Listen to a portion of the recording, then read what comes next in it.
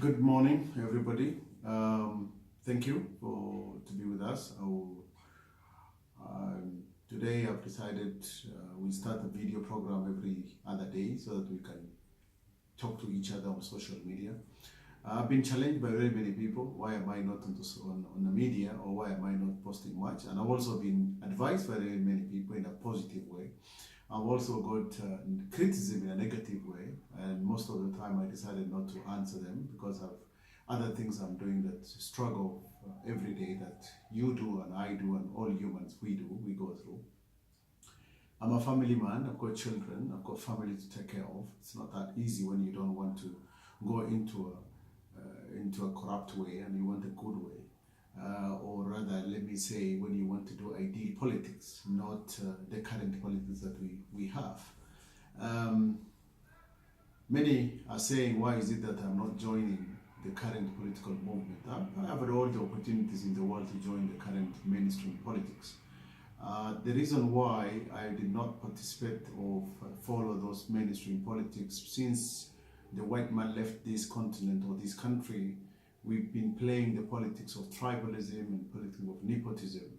And we think we go merry-go-round and we think that this guy is a solution and that guy is not a solution. But the reality is we have to step back, start from basics so that we'll be able to achieve our dreams and help our people and be respected as a continent and as a race. So that is my belief, and I don't join people, and I'm talking about 98% of the current crop of politicians, past and probably even future, don't have much of an ideology. Politics is based on ideology based on socialism, democracy, conservative, liberalism. These are the ideologies that people talk about, the world order, but we don't really talk about. Kenya is not a small village, it's a global village, part of the global village. What the politics that affect the Americans and the British will always affect Kenyans. So it is a global village we are in it. We need to have a broader mind so that we understand that we know where we are going as a nation, and we step back and say, what is it where did we go wrong? And I always think about the past, where our forefathers went wrong. And what is it that we can do? The current politics, that the way I follow it and I see it, the kind of politics that I play does not have much of a chance. However, I would rather continue swimming against the tide, and as long as I know I'm right, as Mahatma Gandhi said, stick with the truth even if you're alone, and that is my belief, and I always stay there. Since I started politics to 2010 to date, it's about 7 years, I have never changed a goalpost. I always believed in Kenya need a revolution, and a revolution of mind, and that revolution can only be brought here by the people. And most of the time I blame it to the voter themselves, and I believe the Kenyan voters are like a kid. You give them a razor blade, they will end up cutting themselves. When you don't understand the meaning of that vote, it's like giving somebody a bullet, and they will end up killing themselves or killing others.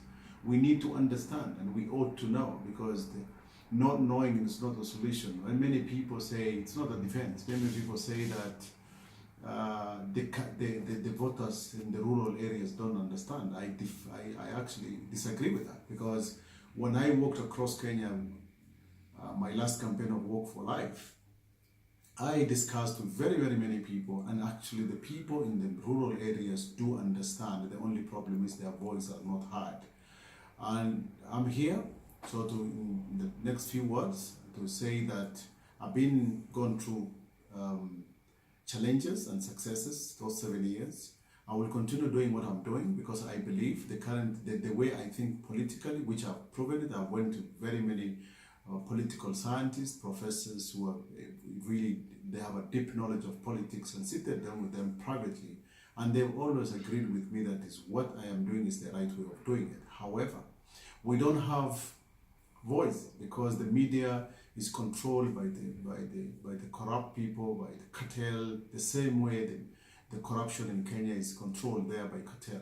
Media is the same way. When you have something to say, they rather give it to somebody who has no idea, but just to keep that station, keep you busy. And one of the current history, the current affairs that we have is that people talk about People talk about Obando. Obando, the governor of Migori County, killing somebody. Yeah, that's a murder case that we should be told once, not filling our headline every single day. That's an individual mistake.